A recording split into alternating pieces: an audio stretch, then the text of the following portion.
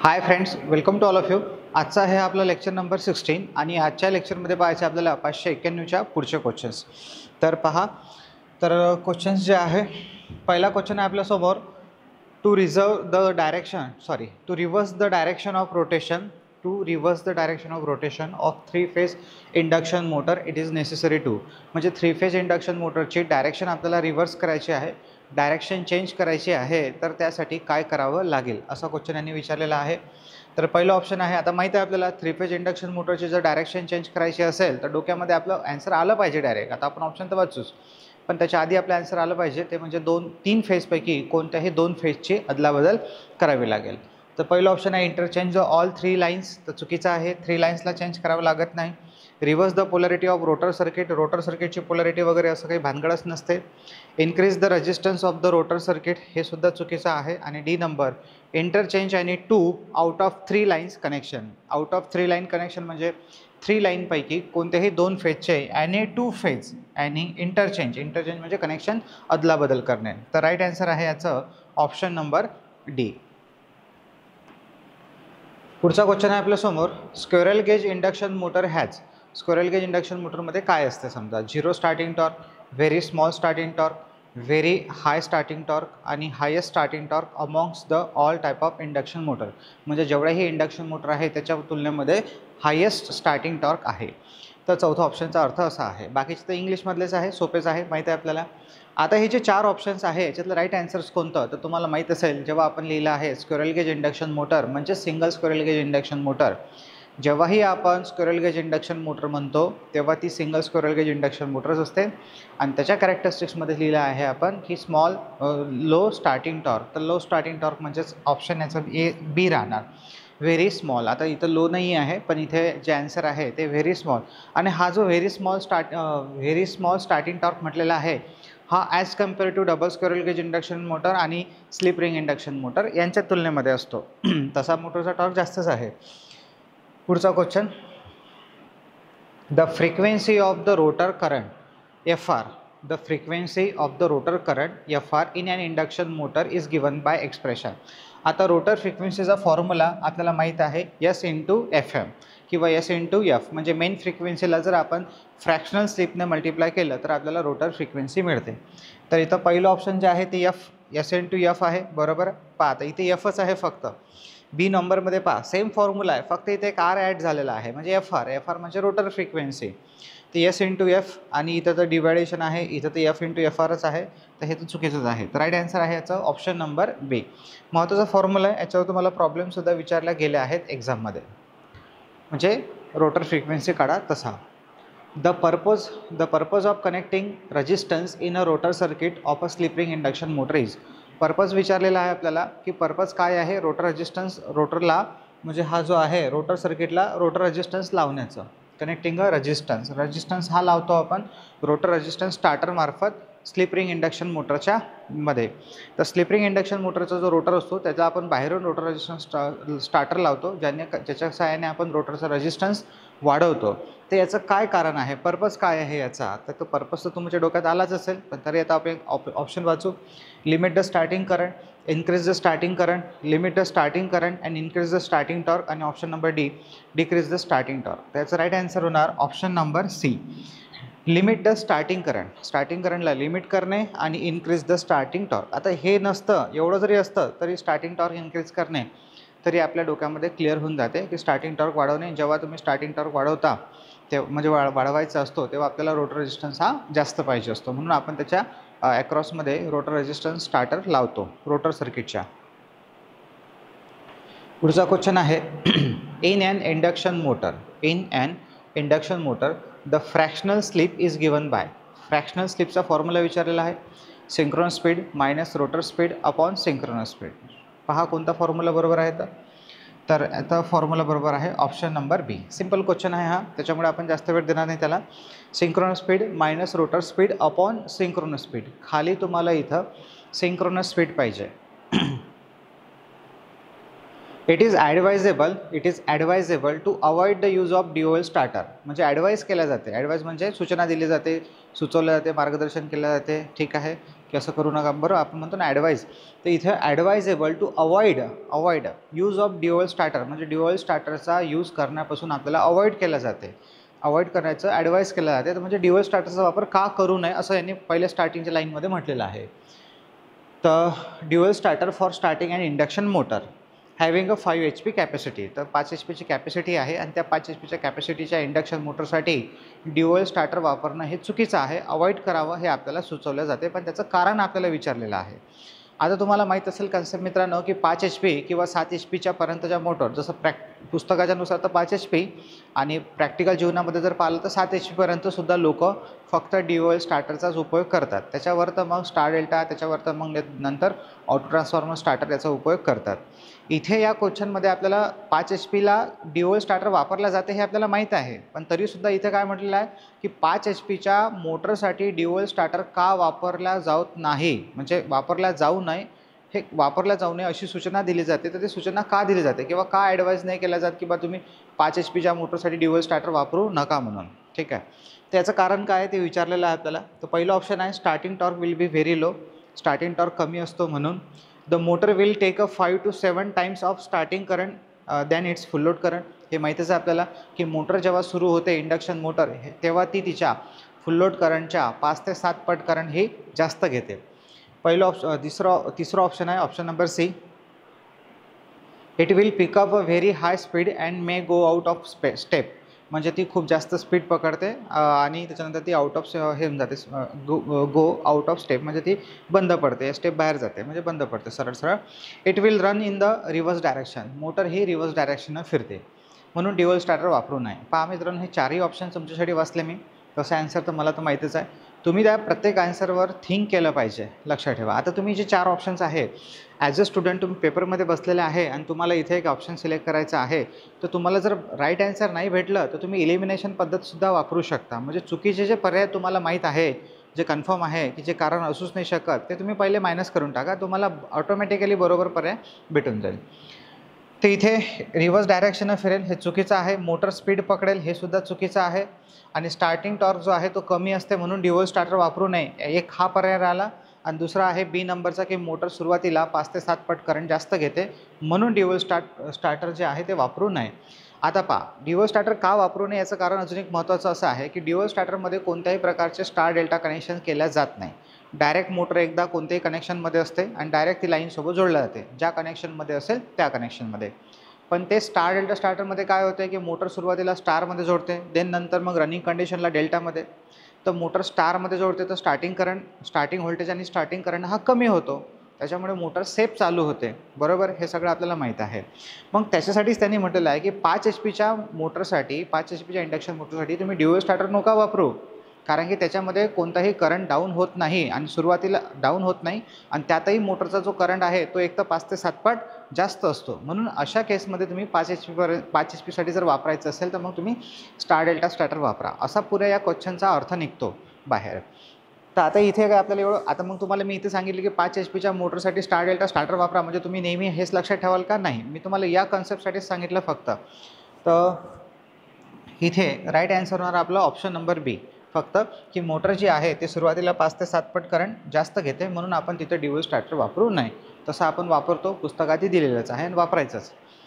पुढे म्हटलेलं आहे thermal overload relay is provided in a starter to protect the motor against. स्टार्टरमध्ये thermal overload relay दिलेला असतो, तर त्याचं काय कशासाठी दिलेला असतो हे आपल्याला विचारलेलं आहे. Thermal overload relay is provided in the starter. स्टार्टरच्या आतमध्ये थर्मल ओव्हरलोड रिले प्रोव्हाइड केलेला असतो. तो प्रोटेक्ट टू अगेन्स्ट म्हणजे कशाच्या पासून प्रोटेक्शन मिळवण्यासाठी लावला जातो. तर शॉर्ट सर्किटपासून, ओपन सर्किटपासून, एक्सेस करंटपासून की लो व्होल्टेजपासून. पहा, थर्मल ओव्हरलोड रिले म्हटलेलं आहे. जर NVSE म्हटलं असतं तर त्याचं प्रोटेक्शन असतं लो व्होल्टेज. इथे थर्मल ओव्हरलोड नावातच आहे त्याच्या, ओव्हरलोड म्हणजे मोटर जर ओव्हरलोड झाली तर करंट जास्त करंट घेईल तर मोटर जास्त करंटमुळे जळू शकते.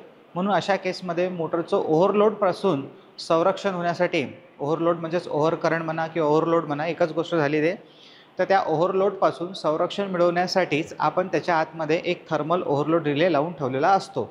म्हणजेच एक्सेस करंट, एक्सेस म्हणजे जादा करंट, जो जास्त करंट चालला आहे त्याच्यापासून आपला बचाव झाला पाहिजे मोटरचा, मोटर जळू नये म्हणूनच आपण त्याच्यामध्ये एक थर्मल ओव्हरलोड रिले लावून ठेवतो. पहा पुढचा क्वेश्चन आहे, in a 3 phase induction motor started by a dual starter. आता इथं त्यांनी ते म्हटलं, मागच्या याच्यामध्ये म्हटलं की का यूज करू नये, आता इथं म्हटलेलं आहे की 3 फेज इंडक्शन मोटरसाठी स्टार्टरचा 3 फेज इंडक्शन मोटर स्टार्टेड म्हणजे 3 फेज इंडक्शन मोटरला स्टार्ट केला जात आहे ड्युअल स्टार्टरच्या सहाय्यानं.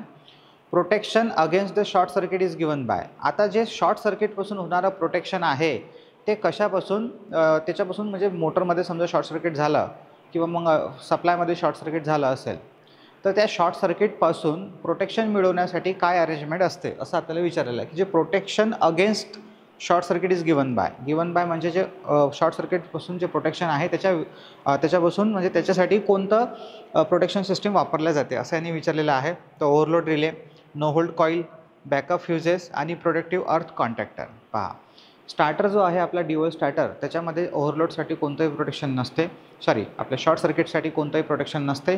शॉर्ट सर्किट ॲपसाठी आपण जे फ्युजेस लावून ठेवलेले असतात स्टार्टरच्या अगोदर तेच त्याचं ओव्हरलोड आपल्या याच्यापासून शॉर्ट सर्किटपासून बचाव करतात. तसं थर्मल ओव्हरलोड रिले करू शकते, पण मेनली इथे आन्सर द्यायचं आहे तुम्हाला फ्यूज. हे गोष्ट लक्षात ठेवा बारकावे. तर इथं राईट आन्सर आहे बॅकअप फ्यूज. जे स्टार्टरच्या अगोदर लावतो आपण फ्यूज ते बेसिकली शॉर्ट सर्किटपासून प्रोटेक्शन करतात मोटरचं. पुढचा क्वेश्चन आहे, when we connect and induction motor in star. म्हणजे जेव्हा आपण इंडक्शन मोटरला स्टारमध्ये जोडतो थ्रू अ स्टार्टरच्या थ्रू, जसं तुम्हाला माहीत आहे स्टार डेल्टा स्टार्टरमध्ये आपण सुरुवातीला स्टारमध्ये जोडतो आणि देन मोटर स्पीडमध्ये आले की त्याला आपण डेल्टामध्ये. The applied voltage across each winding become.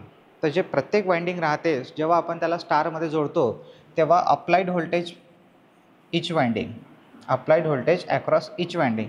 तर समजा आता ही मोटर आहे जी स्टारमध्ये जोडली आहे, तर तुम्हाला माहीत असेल की 2 लाईनमधलं व्होल्टेज म्हणजे लाईन व्होल्टेज म्हणतो आपण त्याला, हे वालं.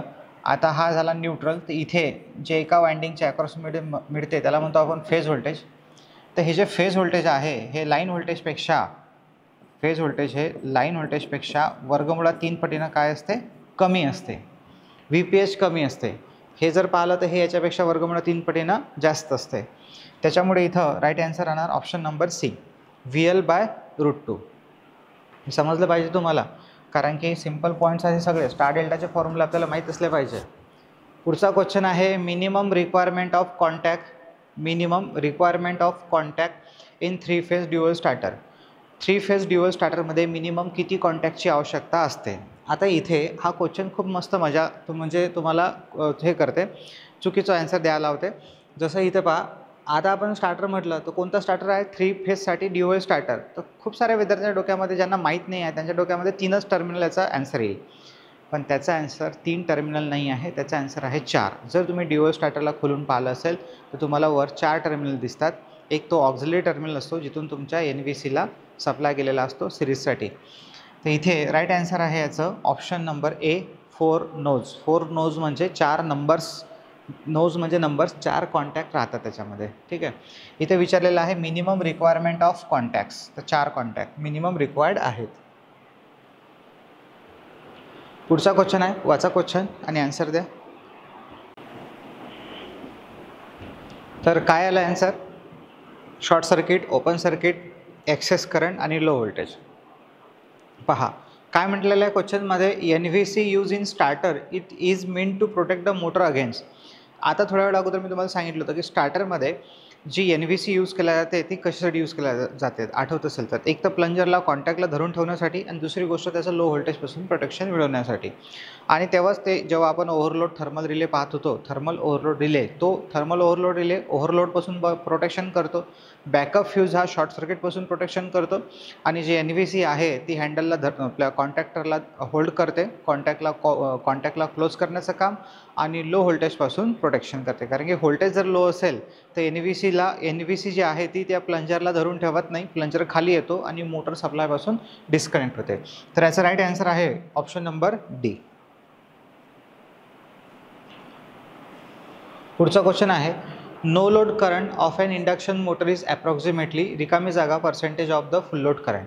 म्हणजे जो मोटरचा नो लोड करंट आहे तो फुल लोड करंटच्या किती % असतो असं आपल्याला यांनी विचारलेलं आहे. तर 10%, 20%, 40%, 75%.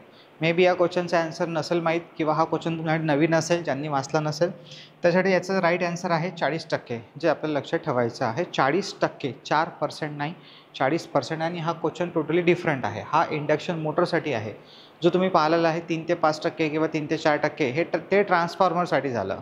तर ट्रान्सफॉर्मरमध्ये कोणताही मेकॅनिकल लोड नाही आहे, मेकॅनिकल डायनॅमिक भाग नाही आहे, कोणताही भाग फिरत नाही आहे. ट्रान्सफॉर्मर वेगळी कंडिशन झाली, मोटर वेगळी कंडिशन झाली. मोटरमध्ये वाइंडिंगमध्ये पण कॉपर लॉस होतात, कोर लॉस पण होतात, हिस्टेरी लॉस पण होते. म्हणजे कोर लॉसमध्ये eddy current loss, hysteresis loss तो पण आहे, मेकॅनिकल लॉस पण सुद्धा आहे. तर हे लॉसेस होतात, त्याच्यामुळे इथे नो लोड करंट जास्त असतो. तर फुल लोड करंटचा तो किती % असतो, तर 40%. पुढचा क्वेश्चन आहे रिगार्डिंग स्विंग म्हणजे माहिती आहे तुम्हाला, रोटर बार कंडक्टर तिरपे बसवणे. Regarding swing of a Motors bar in a squirrel cage induction motor, हे जे दिलेलं आहे इथं स्क्वेरल गेज इंडक्शन मोटर हे त्याचं फुल फॉर्म आहे. इथे शॉर्ट फॉर्म दिलेला आहे. Which statement is false. तर फॉल्स विचारलेलं आहे मित्रांनो, आपल्याला लक्षात ठेवायचं. इथं या शब्दाला फोकस कर जा. चुकीचं विधान कोणतं आहे ते विचारलं आहे आपल्याला, आणि तेही कशाच्या रिगार्डिंग, स्विंगच्या रिगार्डिंग. म्हणजे जे बार कंडक्टर आहे त्याच्या रिगार्डिंग चुकीचं विधान कोणतं आहे. तर आता आपण बरोबर वाचू तेव्हाच आपल्याला ठरवता येईल की कोणतं चुकीचं आहे. म्हणजे वाचू तेव्हाच ठरवता येईल आपल्याला कोणतं बरोबर आहे, कोणतं चुकीचं आहे. तर पहिलं ऑप्शन म्हणते इट प्रिव्हेंट द कॉगिंग. सांगा आता हे जे पहिलं ऑप्शन तुम्ही वाचलं हे स्किविंगच्या बाबतीत बरोबर आहे की चूक आहे. तर बरोबर आहे. जे कंडक्टर आपण स्क्यूड करतो ते कशासाठी, कॉगिंग इफेक्ट कमी करण्यासाठी करतो आहे, युनिफॉर्म टॉर्क प्रोड्यूस करण्यासाठी, नॉईस रिडक्शनसाठी, ह्या सगळ्या याच्यासाठी आपण कॉगिंग इफेक्ट कमी करतो. तर पहिलं ऑप्शन जे आहे ते बरोबर आहे. आपल्याला बरोबर नाही ओळखायचं आहे, आपल्याला फॉल्स ओळखायचं आहे, म्हणून तिकडे टिक केलं मी. It increases the starting torque. तर स्टार्टिंग टॉर्क वाढवते, स्क्विंग हा स्टार्टिंग टॉर्क वाढवते. ठीक आहे, नंतर पाहू आपण, कारण युनिफॉर्म टॉर्क काय करते हा शब्द वापरलेला ऐकला आहे आपण, माहीत आहे आपल्याला. Produce a more uniform torque, हे बरोबर आहे, मोर युनिफॉर्म टॉर्क प्रोड्यूस करते. आणि देन चौथा आहे it reduces the motor hum during its operation. तर हमिंग साऊंड, हम जो आहे, हम म्हणजे हमिंग साऊंड, तो सुद्धा कमी करते. हे नाही करत फक्त की जो इट इन्क्रीजेस स्टार्टिंग टॉर्क वाढवण्याचं काम हे आपलं जे स्क्यूड आहे ते करत नाही. म्हणजे जे बार कंडक्टर आहे जे आपण स्क्यूड करतो ते त्याच्यामुळे स्टार्टिंग टॉर्क वाढत नाही. जर स्टार्टिंग टॉर्क वाढवायचं असेल तर तुम्हाला रोटर रेजिस्टन्स वाढवावा लागतो. आणि आपल्याला चुकीचं विधान शोधायला सांगितलं होतं. तर या 4 ऑप्शनपैकी हे 3 ऑप्शन बरोबर आहे आणि बी नंबरचं ऑप्शन चुकीचं आहे, म्हणून आपलं राईट आन्सर राहणार ऑप्शन नंबर बी. पुढचा क्वेश्चन आहे the principle of operation of 3 phase induction motor is similar to that of. म्हणजे जे principle of operation of 3 phase induction motor is similar to that of. म्हणजे जे operation of principal आहे 3 phase induction मोटरचं ते कशाच्या similar आहे असं यांनी आपल्याला विचारलेलं आहे. तर सिंक्रोनस मोटरच्या सिमिलर आहे, रिपल्शन स्टार्ट इंडक्शन मोटरच्या सिमिलर आहे, ट्रान्सफॉर्मर विथ शॉर्टेड सेकंडरी त्याच्या सिमिलर आहे, की capacitor start induction run motor याच्या सिमिलर आहे. आता हा क्वेश्चन ज्या विद्यार्थ्यांना माहीत आहे त्यांना फार सोपा जातो, पण ज्यांना माहीत नाही ना ते काही आन्सर ते मार्क करतात, त्यांच्या फिलिंगवर ते आन्सर मार्क करतात. त्यांना जे आतून भावना येतात ते, मग ते कॅपॅसिटरही होऊ शकते या मग ते रिपल्शनही होऊ शकते, ठीक आहे, किंवा मग टोला लागला तर ट्रान्सफॉर्मरही होऊ शकते. तुम्हाला माहीत आहे 3 phase induction motor it is similar to transformer. बरं, जसं ट्रान्सफॉर्मरमध्ये प्रायमरी सेकंडरी असते तसंच आपल्या 3 फेज इंडक्शन मोटरमध्ये सुद्धा प्रायमरी सेकंडरी, प्रायमरी म्हणजे स्टेटर वाइंडिंग, सेकंडरी म्हणजे रोटर वाइंडिंग. सेम ट्रान्सफॉर्मरमध्ये जसं प्रायमरीची पॉवर ही सेकंडरीकडे मॅग्नेटिक फील्ड मार्फत ट्रान्सफर होते, तसंच इथं पण मोटरमध्ये स्टेटरची पॉवर ही रोटरमध्ये ट्रान्सफर होते मॅग्नेटिकली. तर आता आपल्याला सिमिलर ऑपरेशन विचारलेलं आहे, तर मग आता राईट आन्सर कोणतं राहणार आपलं option number C, transformer with shorted secondary. तुम्हाला माहीत आहे इंडक्शन मोटरची जे वाइंडिंग राहते, रोटर वाइंडिंग ही शॉर्ट सर्किटेड राहते, बरोबर, त्याचं प्रिन्सिपली तेच सांगते आपल्याला. तर म्हणून मग इथे ट्रान्सफॉर्मर सांगायचं आहे तुम्हाला, पण ट्रान्सफॉर्मर विथ सेकंडरी शॉर्टेड असं जे सिमिलर आहे, ट्रान्सफॉर्मरची सेकंडरी शॉर्ट केल्याच्या नंतर जे स्ट्रक्चर बनते सेम स्ट्रक्चर आपल्या 3 फेज इंडक्शन मोटरचं बनते. तर राईट आन्सर आहे ऑप्शन नंबर सी. पुढचा क्वेश्चन आहे the effect of increasing the length of air gap in an induction motor will be to increase the effect of increasing the length of air gap. म्हणजे increasing the length of air gap. जर air gap वाढवली आपण तर त्याचा काय परिणाम होईल असं यांनी विचारलेलं आहे. In an induction motor will be increasing the length of air gap. तर एअर गॅप वाढवल्याने तुम्हाला माहीत असेल, आता तुम्ही पहिले ऑप्शन वाचा, उत्तर ठरवा, देन मग मी पुढे सांगतो तुम्हाला. तर पॉवर फॅक्टरमध्ये वाढ होईल, स्पीडमध्ये वाढ होईल, मॅग्नेटायझिंग करंटमध्ये वाढ होईल की एअर गॅप फ्लक्समध्ये वाढ होईल. तर असे सुद्धा विद्यार्थी आहे की याचा आन्सर डी मार्क करतील, एअर गॅप फ्लक्स. त्यांना काय वाटलं की बा एअर गॅप वाढवली तर फ्लक्स वाढतात किंवा ते गॅप मॅच करतील हा शब्द आणि ते इंग्लिशसारखे प्रश्न जर सॉल्व करतील एअर गॅप फ्लक्स. एवढे गरीब विद्यार्थी नसेल तुम्ही, बरोबर, पण तुमच्यातला जर एखादा गरीब असेल तर ते लक्ष ठेवा, ह्या मिस्टेक्स आहेत तुमच्या, ह्या मिस्टेक आपल्याला अवॉइड करायचे आहे. असे शब्द पाहून उत्तरं बरोबर देत नसतात, त्याचे कन्सेप्ट माहीत असले पाहिजे आपल्याला प्रॉपरली. चला सांगा काय आन्सर आहे. सिलेक्ट केलं तुम्ही त्याचा ऑप्शन, त्याचा राईट आन्सर आहे option number C, magnetising current. जेवढी एअर गॅप मोठी तेवढा चुंबकीय क्षेत्राला विरोध जास्त, जेवढा चुंबकीय क्षेत्राला विरोध जास्त तेवढा ताकद जास्त लागेल, म्हणजे तेवढा MMF जास्त लागेल, आणि जेवढा MMF जास्त तेवढा करंटसुद्धा जास्त. त्याच्यामुळे मॅग्नेटायझिंग करंटमध्ये वाढ होते जर आपण एअर गॅपमध्ये वाढ केली तर. The power factor of a squirrel gauge induction motor is. आता इथं आपल्याला पॉवर फॅक्टर विचारलेला आहे स्क्विरल गेज इंडक्शन मोटरचा. तर पहिलं ऑप्शन आहे low at light load only, low at heavy load only, low at light and heavy load both आणि low at a rated load only. पहा आता तुम्ही कॅरेक्टरिस्टिक्स लिहिलेले आहे तुमच्या नोट्समध्ये. आपण लिहिलं होतं की जे single squirrel gauge induction motor आहे तिचा जो स्टार्टिंग पॉवर फॅक्टर असतो तो कमी असतो. जसं मोटरवर लोड वाढते तसं त्याचं जो पॉवर फॅक्टर आहे त्याच्यामध्ये वाढ होते. सुरुवातीला पॉवर फॅक्टर कमी असतो कारण की मोटर ही नो लोडेड असते, 0.2 ते 0.3 लॅगिंग एवढा असते. जसं मोटर लोडेड होते किंवा मोटरवर लोड येतो तसाच पॉवर फॅक्टर हा त्याचा 0.8 ते 0.9 लॅगिंग होतो, म्हणजे पॉवर फॅक्टरमध्ये वाढ होते. तर लोड कमी असेल तर पॉवर फॅक्टरसुद्धा कमी असतो. हे आहे स्टेटमेंट इंडक्शन मोटरच्या बाबतीत. जे तुम्हाला माहीत असेल तर ठीक आहे, तुम्हाला लिहून दिलेलं आहे. ज्या विद्यार्थ्यांना माहीत नाही त्यांनी लिहून घ्या. तर इथे ऑप्शन काय होणार मग आता, तर लो तर राहणारच आहे पॉवर फॅक्टर, पण low at light load only की low at heavy load only. तर low power factor at light load only, म्हणजे लाईट लोड म्हणजे फार लोड कमी असेल या नसेलच. त्याचा आन्सर आहे ऑप्शन नंबर ए, राईट. पुढचा क्वेश्चन आहे a 6 pole 50 hertz 3 phase induction motor is running at a 950 RPM.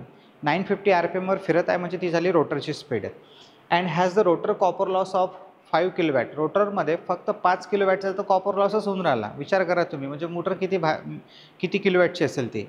तर रोटर इनपुट, आणि आपल्याला रोटर इनपुट विचारलेलं आहे ते सुद्धा किलोवॅटमध्ये, म्हणजे जेवढेही ऑप्शन दिलेले आहे खाली हे सगळे किलोवॅटमध्ये आहे. तर 5 किलोवॅट हे फक्त रोटरचा कॉपर लॉसच आहे. तर मग आता अशा केसमध्ये तुम्हाला काही याच्या कन्सेप्ट माहीत पाहिजे. चांगलं प्रॉब्लेम आहे पण न्यूमरिकल आहे हे प्रॉब्लेम. तुम्हाला जर सॉल्व्ह करायचे असेल त्याचे फॉर्म्युले आणि याचे कन्सेप्ट दोन्ही माहीत पाहिजे. सगळ्यात पहिले तर आपण याची सिंक्रोनस स्पीड आणि मग नंतर स्लिप काढून घेऊ, कारण की तो जो फॉर्म्युला आहे त्याच्यामध्ये तुम्हाला स्लिपची गरज पडते रोटर कॉपर लॉसचा. तर NS = 120 F/P. तर Fची व्हॅल्यू आहे 50 आणि पोल आहे 6, तर 6 × 6 साइन 2 12. तर 1000 RPM जे आहे, 1000 RPM हे आहे सिंक्रोनस स्पीड. आता काढू आपण त्याची स्लिप. तर synchronous speed minus rotor speed upon synchronous speed, बरोबर. तर इथं फ्रॅक्शनल स्लिप काय होणार आहे, 50 भागेला 1000. तर हा 00 कटला, 50 भागेला 1000, समजलं ना. 1000मधून 950 गेले, 50 उरले, खाली 1000 तसे हा 00 कटला, 5 × 5 5 2 10, म्हणजे हे आन्सर आलं आपलं 1/20. हा 0 बाकी आहे इथं. 1/20 ही झाली स्लिप. तुम्ही याला पॉईंटमध्ये पण काढू शकता पण तसंच राहू द्या. आता तुम्हाला फॉर्म्युला माहीत आहे, आठवत असेल तर, रोटर कॉपर लॉसचा. Rotor copper loss is equal to S × rotor input power. Rotor input IP म्हणजे इनपुट, रोटर इनपुट पॉवर. तर रोटर कॉपर लॉस. आता मला काय काढायचं आहे, रोटर कॉपर लॉस नाही काढायचा आहे, मला काढायचं आहे रोटर इनपुट पॉवर, हे वाली काढायचं आहे, कारण क्वेश्चनमध्ये आपल्याला रोटर इनपुट पॉवर विचारलेली आहे. तर जे विचारलेले आहे ते तसंच ठेवा, जे दिलेलं आहे त्याच्या व्हॅल्यू पुट करा. तर रोटर कॉपर लॉस दिलेला आपल्याला 5 किलोवॅट, तर 5 किलोवॅटच राहू द्या याला. स्लिप आताच काढली आपण 1/20 आणि इंटू रोटर इनपुट पॉवर. तर आता रोटर इनपुट पॉवर काढायची असेल तर या 20ला हटवावं लागेल आणि किलोवॅटमध्येच विचारलं, त्याच्यामुळे या किलोवॅटला काहीच करण्याची गरज नाही आहे. तर 5 गुणिले 20 हे किलोवॅट जसेच्या तसेच, आणि इथं तुम्ही 1000 पुट करून वगैरे ते पण कॅल्क्युलेशन्स करून करू शकता. तर रोटर इनपुट पॉवर, तर रोटर इनपुट पॉवर सांगा काय होईल मग. 20 गुणिले 5 100 किलोवॅट. तर जे रोटरची इनपुट पॉवर आहे ती आहे 100 किलोवॅट. म्हणजे ऑप्शन नंबर ए जे आहे ते आपलं राईट आहे. पुढचा क्वेश्चन पहा. The efficiency of a 3 phase induction motor is approximately proportional to. आता हा क्वेश्चन नवीन आहे, त्याचं उत्तर डायरेक्टली लक्षात ठेवा, रट्टा मारून टाका. इफिशियन्सी जे आहे 3 फेज इंडक्शन मोटरची ती जनरली कशाच्या प्रोपोर्शनल असते. त्याचं राईट आन्सर आहे ऑप्शन नंबर ए 1 - यस. मी एक्सप्लेनेशन सांगितलं नाही आहे त्याचं, डायरेक्टली तुम्ही त्याला लक्षात ठेवा, कारण की ते डायरेक्ट स्टेटमेंट आहे. चला पुढे पहा. पुढचा question. The fractional slip of an induction motor is the ratio of. Fractional slip, fractional slip म्हणजे 30 वाली स्लिप आपली, NS - NR अपॉन NS. तर हा कोणाचा रेशो आहे. तर याला आपण रिव्हॉल्युशन स्पीड म्हणतो, revolution slip or synchronous speed याचा रेशो आहे. पण आता खाली जर आपण ऑप्शन पाहिले तर rotor copper loss to rotor input, stator copper loss to stator input, rotor copper loss to rotor output आणि rotor copper loss to stator copper loss असं. आणि आता इथं फॉर्म्युले दिलेले आहे पहा. आता कोणता बरोबर आहे रेशो. हा रेशो तर नाही दिलेला आहे त्याच्यामध्ये. आता थोड्या वेळा अगोदर आपण एक फॉर्म्युला शिकलो आहे, आठवतो मला पहा. Rotor copper loss equal to S into rotor input power. याच्यामध्ये जे आहे हे आहे स्लिप. तर मी क्लासमध्ये सांगताना तुम्हाला सांगितलेलं आहे की हे स्टेटमेंट महत्त्वाचं आहे, हा फॉर्म्युला महत्त्वाचा आहे. याच्यावरून एक तर तुम्हाला असं गणित विचारेल, नाही तर तुम्हाला तो रेशो विचारेल स्लिपचा. तर इथून जर तुम्ही स्लिपचा रेशो काढला यस, तर हे जे आहे हे याच्या डिवाईडमध्ये जाणार. तर इथं काय होणार मग. रोटर कॉपर लॉस, रोटरचा CU म्हणजे copper loss, rotor copper loss upon rotor input power. तर लॉस अपॉन पॉवर हे पाहिजे आपल्याला, पण तेही रोटरसाठी.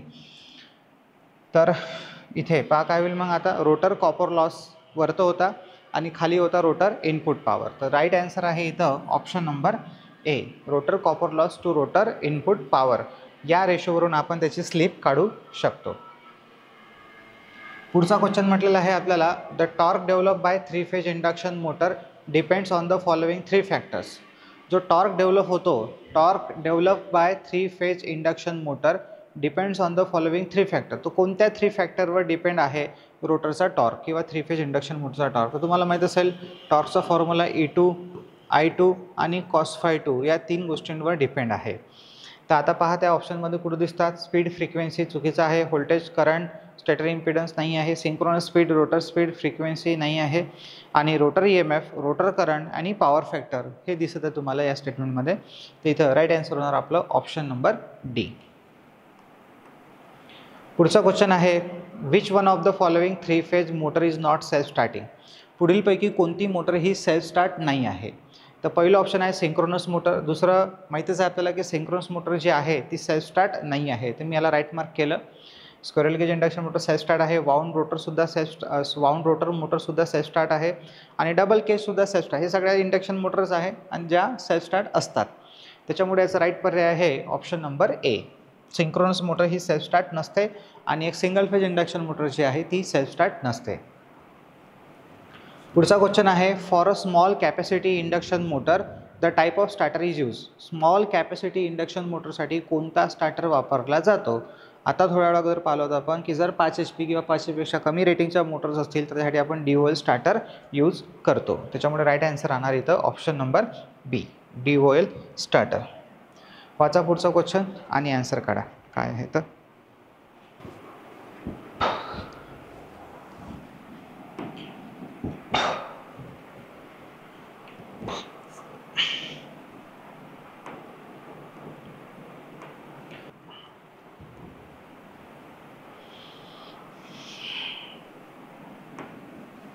नेक्स्ट क्वेश्चन आहे. When the 3 phase squirrel cage induction motor is started by star delta starter the starting current is reduce to, म्हणजे जेव्हा आपण 3 फेज इंडक्शन मोटरला स्टार्टरच्या सहाय्याने सुरू करतो तर स्टार्टिंग करंट जो आहे तो कितीने रिड्यूस होतो. आजच्याच लेक्चरमधले 2 क्वेश्चन्स महत्त्वाचे आहे. असाच एक क्वेश्चन्स गेलेला आहे ज्याच्यामध्ये आपण 1/√3 आन्सर मार्क केलेला आहे.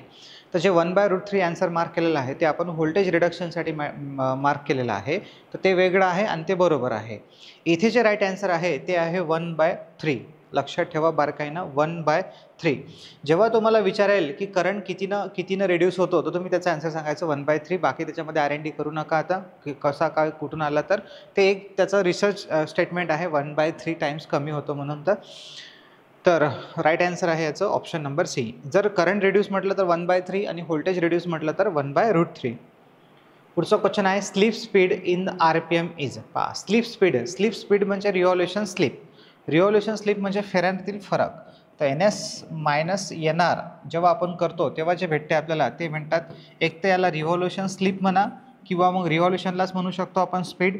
तर याला स्पीड स्लीप असं सुद्धा म्हटलं जाते. तर स्पीड स्लीपचा formula same NS minus NR. तर ऑप्शन नंबर किती दिसत आहे तुम्हाला बरोबर पहा, NS मायनस NR म्हणजे ऑप्शन नंबर बी जे आहे ते राईट आहे. पुढचा क्वेश्चन आहे what is the fuse rating that can be selected for a 10 HP induction motor. 10 HPच्या इंडक्शन मोटरसाठी काय फ्यूज रेटिंग तुम्ही सिलेक्ट कराल. पहा तर तुम्हाला आता याचा आन्सर माहीत असेल तुम्ही सिलेक्ट करा पटकन, पण जर माहीत नसेल तर विचार करा की जर असा क्वेश्चन्स पेपरमध्ये आला असता तर आपण काय केलं असतं.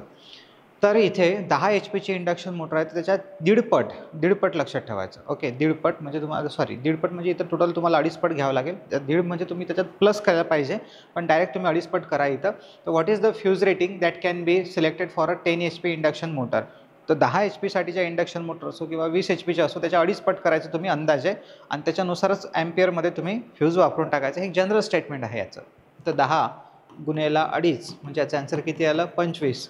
तर 25 ॲम्पियरचा जो आहे तो आपण फ्यूज तिथं वापरला पाहिजे. म्हणजे ऑप्शन नंबर जे आहे ते 25 ॲम्पियर, ऑप्शन डी राईट आहे. पुढचा क्वेश्चन आहे the most common type of AC motor is the.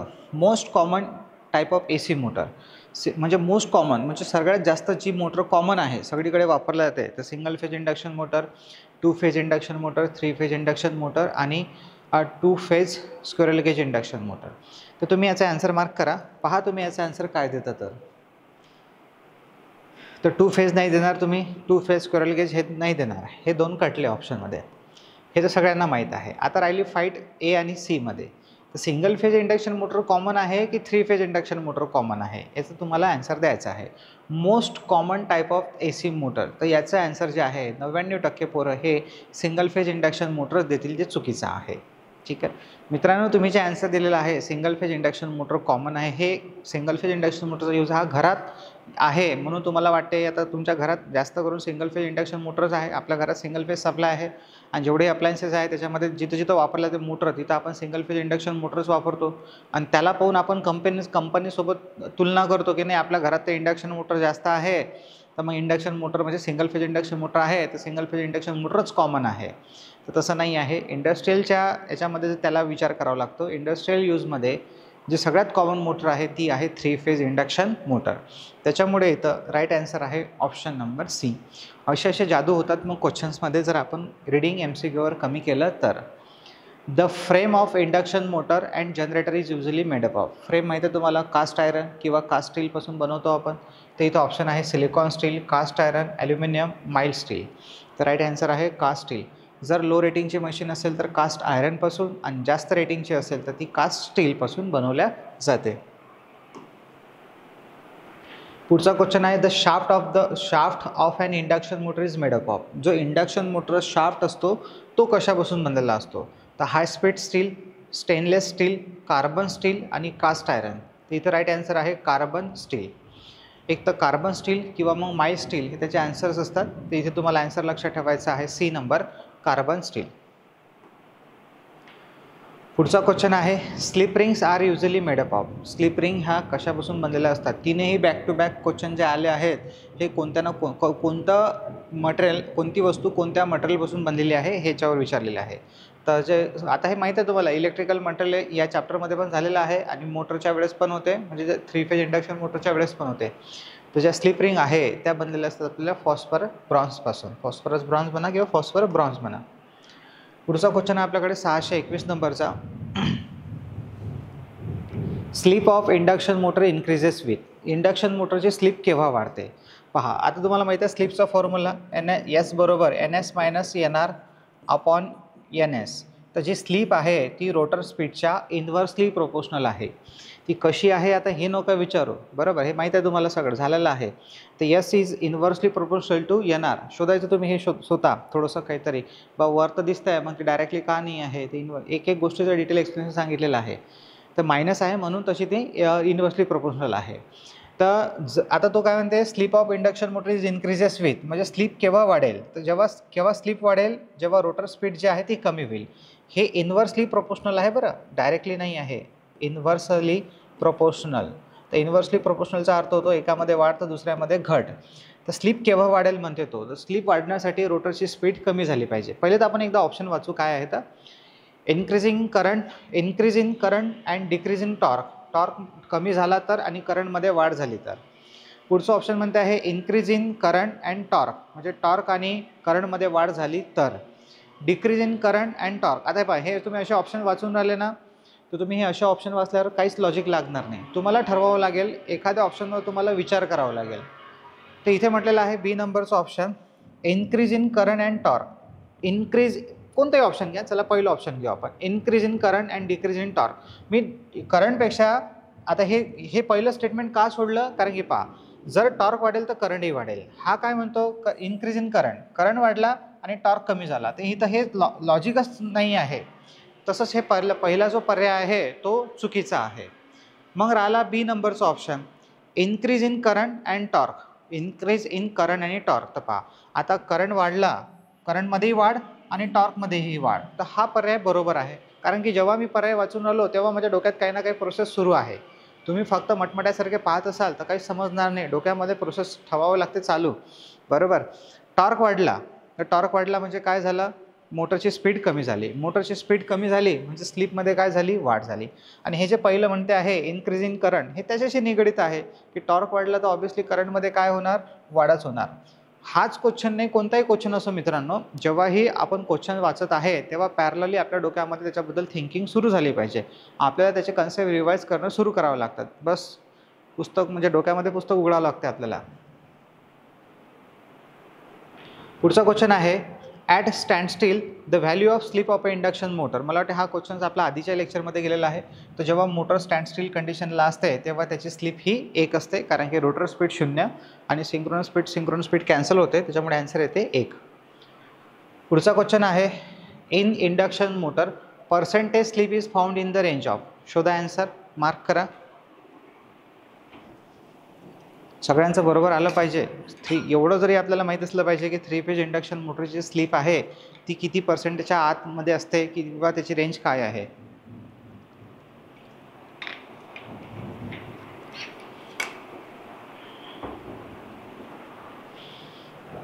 तर पहा, त्याचा राईट आन्सर आहे ऑप्शन नंबर सी, 5%. जे 3 फेज इंडक्शन मोटर स्लीप राहते ती 5%च्या अंदरच राहते, त्याच्यामुळे इथं राईट आन्सर द्यायचं आहे तुम्हाला ऑप्शन नंबर सी. पुढचा क्वेश्चन आहे 624 नंबरचा, NS म्हणजे synchronous speed. NS is the synchronous speed and S is the sleep. माहीत आहे आम्हाला, हे म्हणा पुढे सांग, एवढं काही कामाचंच नाही आहे. Then actual running speed of an induction motor is. Actual running स्पीडचा फॉर्म्युला आपल्याला विचारलेला आहे, कारण की खाली ऑप्शन्सवर नजर मारली तर तुम्हाला इथं फॉर्म्युला दिसतो आहे. पहा, आता फॉर्म्युला कसा डिराईव्ह करायचा, एक तर तुम्ही त्याला डायरेक्ट पाठ करू शकता किंवा लक्षात ठेवू शकता. तर ज्यानं पाठ केला असेल त्याचं ठीक आहे, पण ज्यानं पाठ नाही केला त्याला लक्षात ठेवा. हा आपल्याला NRचा फॉर्म्युला काढायचा आहे, तर पहिले या NSला हटवा. तर हा S इंटू NS झाला आणि इथं उरला NS मायनस NR. मला ॲक्च्युअल स्पीडचा फॉर्म्युला पाहिजे म्हणजे NRचा, आणि NR हा मायनसमध्ये आहे, तर बरोबर चिन्हाचे इकडे घेऊन या त्याला. तो झाला प्लस, हा NS जसाच्या तसा, आणि हे जे इकडची टर्म आहे ही इकडे पाठवून दिली आपण, तर ही प्लसमध्ये आहे, तर इकडे गेल्यावर ही मायनस झाली, मायनस S इंटू NS. आता याच्यातून NS कॉमन काढा, तर NS कॉमन जर काढला तर इथं उरला 1 आणि इथं उरला S, म्हणजे 1 मायनस S इंटू NS. आता हा NS तुम्ही सुरुवातीला लिहा किंवा नंतर लिहा, काही फरक पडत नाही. लिहा म्हणजे लिहा. तर 1 minus S into N S करा किंवा N S into 1 minus S करा, काही फरक पडत नाही. तर इथे जर ऑप्शन पाहिले आपण तर 1 minus S into N S, तर हे ऑप्शन आपलं सी नंबरचं बरोबर आहे. हे चुकीचं आहे, इथे एन एस मायनस 1 म्हटलेलं आहे, तर ते चुकीचं आहे. पुढचा क्वेश्चन आहे 5 ampere 3 phase 440 volt 50 hertz induction motor has 4% slip. 5 एम्पियरचा करंट आहे, 3 फेज मोटर आहे, 440 व्होल्ट आहे, 50 हर्ट्स बाबा तिची फ्रिक्वेन्सी आहे आणि स्लिप दिलेली आहे 4%. म्हणजे the frequency of rotor EMF will be, आणि रोटरची फ्रिक्वेन्सी आपल्याला विचारलेली आहे. रोटर फ्रिक्वेन्सी, आता पहा रोटर फ्रिक्वेन्सीचा फॉर्म्युला आपण आजच्याच लेक्चरमध्ये पाहिलेला आहे, फक्त हे त्याच्यावरचा प्रॉब्लेम आला. तर FR बरोबर S इंटू FM घ्या किंवा F घ्या, हा फॉर्म्युला आपण आजच पाहिलेला आहे. आता जर मला रोटर फ्रिक्वेन्सी काढायची असेल तर काय करावं लागते, फक्त स्लिप आणि मेन फ्रिक्वेन्सीचा गुणाकार. पण जर क्वेश्चन पाहिला तर एवढा भयानक डेटा आहे की एकदम म्हणजे आपण वाचल्याबरोबर त्याला सोडून देणार की हा क्वेश्चन मला येत नाही. तर लक्षात ठेवा, एखाद्या क्वेश्चनमध्ये जर असा डेटा आला तर प्रत्येकाच वेळेस तो आलेला सगळाच डेटा तुम्हाला कामी पडेल असं नसते. काही डेटा त्यातला युजलेस असतो, काहीच आपल्याला कामाचा असतो. जसं तर या फॉर्म्युल्यामध्ये तुम्हाला स्लिप पाहिजे आहे फक्त आणि मेन फ्रिक्वेन्सी पाहिजे. तर स्लिप दिली आहे 4%, तर 4/100 आणि मेन फ्रिक्वेन्सी आहे 50 हर्ट्स ती दिलेली आहे. बस 50 × 50, 50 × 2 = 100, 2 × 2 = 2 × 4, म्हणजे याचा आन्सर आला आहे 2 हर्ट्स. हे सगळे प्रॉब्लेम आपण केलेले आहे आपल्या नोट्समध्ये. तर इथं राईट आन्सर आहे आपलं 2 हर्ट्स. सगळी रिव्हिजन होऊन जाते तुमची, सगळी पूर्ण चॅप्टर्स बरोबर चॅप्टर टू चॅप्टर सुरू आहे आपले, सगळे रिवाइज करणं. The condition for maximum running torque is. आता कंडिशन विचारलेली आहे आपल्याला इथं, पण मॅक्झिमम रनिंग टॉर्कची. तर मॅक्झिमम रनिंग टॉर्कची जे कंडिशन आहे, स्टार्टिंग टॉर्कची कंडिशन असते R2 = X2, स्टार्टिंग टॉर्कची. आणि रनिंग टॉर्कची जर म्हटलं तर काहीच नाही, याला फक्त या X2ला Sने मल्टिप्लाय करावं लागतं. आता इथं ऑप्शनमध्ये 2 कुठंच नाही आहे, पण इथे B नंबरचं ऑप्शन आपला मॅच होते, R2 = S इंटू X2. तर ते काही घेतलेलं नाही आहे, पण आता आपल्याला थोडंसं लॉजिक लावावं लागेल आणि ऑप्शन मार्क करावं लागेल. ऑप्शन नंबर B राईट आहे. सर इथं 2 आहे ना, तर हा नुसतं 2 आहे, तर ते चुकीचं आहे. पुढचा question, slip ring induction motor has. Slip ring induction मोटरचा स्टार्टिंग टॉर्क हा जास्त राहतो, तर ऑप्शन नंबर C राईट राहणार, हाय स्टार्टिंग टॉर्क. इंडक्शन मोटरचा, आता ही जे स्लिप रिंग इंडक्शन आहे ही सुद्धा एक इंडक्शन मोटरच आहे, पण स्लिप रिंग इंडक्शन मोटरचा स्टार्टिंग टॉर्क हा हाय राहतो, तर स्क्वेरल केज इंडक्शन मोटरचा स्टार्टिंग टॉर्क हा लो राहतो. हे आपल्याला लिहायचं आहे, लक्षात ठेवायचं आहे. लिहिलेलं आहे, आपण पाहिलेलं आहे, समजून घेतलेलं आहे सगळं काही XYZ. पुढे, the type of the motor that does not have a commutator. The type of the motor, कोणत्या टाईपची मोटर आहे ज्याच्यामध्ये कॉम्युटेटर नसतो, does not have a commutator. एक ऑप्शन वाचा आणि ठरवा. तर रिपल्शन मोटर, तर बरोबर आहे, रिपल्शन कॉम्युटेटर नसतो हे आपल्याला विचारलेलं आहे. तर रिपल्शन मोटर रिपल्शनच्या तत्वावर कार्य करते, तर ऑब्वियसली त्याच्यामध्ये कॉम्युटेटर असतो, तुम्ही पाहिलं असेल. कॉम्युटेटरच्या ब्रशेसला आपण शॉर्ट करतो. इंडक्शन मोटर, तर राईट आन्सर आहे B नंबर, इंडक्शन मोटर. आता इंडक्शन मोटरचे क्वेश्चन पाहून राहिलो आहे आपण, म्हणून इंडक्शन मोटर आन्सर आहे असं नाही आहे. खरोखरच इंडक्शन मोटरमध्ये जो रोटर असतो तो स्क्वेरल गेज असतो, त्याच्यावर कोणत्याही प्रकारचं कॉम्युटेटर वगैरे नसते, त्याच्यामुळे राईट पर्याय हे इथं ऑप्शन नंबर B. ठीक आहे. शंट मोटरमध्ये असते, AC सिरीज मोटरमध्ये असते. The capacitance of a small less than 1 HP, less than 1 HP पेक्षा मोटर आहे, single phase motor will be the order of. म्हणजे आपल्याला इथं कॅपॅसिटन्स विचारलेला आहे, म्हणजे कॅपॅसिटरची व्हॅल्यू विचारलेली आहे. पण ती मोटर जी आहे ती सिंगल फेज इंडक्शन मोटर आहे, जिची कॅपॅसिटी ही 1 HP पेक्षा कमी आहे. तर 100 of farad, 10 of farad, 10 and 100 of picofarad आणि 10 and 100 मायक्रो फॅरेड. तर हे जे आहे फॅरेड हे खूप मोठं युनिट आहे मित्रांनो. पिको फॅरेड हे खूप लहान युनिट आहे. आपल्याला माहीत असेल की आपण कॅपॅसिटर यूज करताना हा मायक्रो फॅरेडमध्ये यूज करतो. 2.5 micro farad, 10 micro farad, 100 micro farad. तर इथे आन्सर आहे 10 ते 100 मायक्रो फॅरेड या रेंजमध्ये असते, 1 HP पेक्षा कमी. आणि आता लास्ट क्वेश्चन आहे आपल्याकडे, अ रिपल्शन स्टार्ट इंडक्शन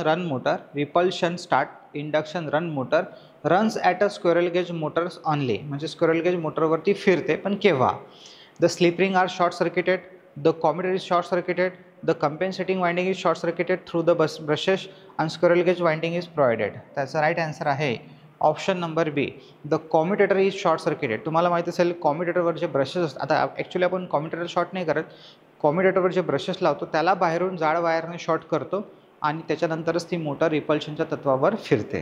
आता रिपल्शनचे तत्व काय आहे, मोटर काय आहे, मी तुम्हाला थेरी नाही शिकवत आहे इथं, बरोबर. फक्त क्वेश्चनचा थोडका जो कन्सेप्ट आहे तो आठवून देत आहे, जो झालेला आहे, जो तुम्हाला आठवला पाहिजे. ठीक आहे.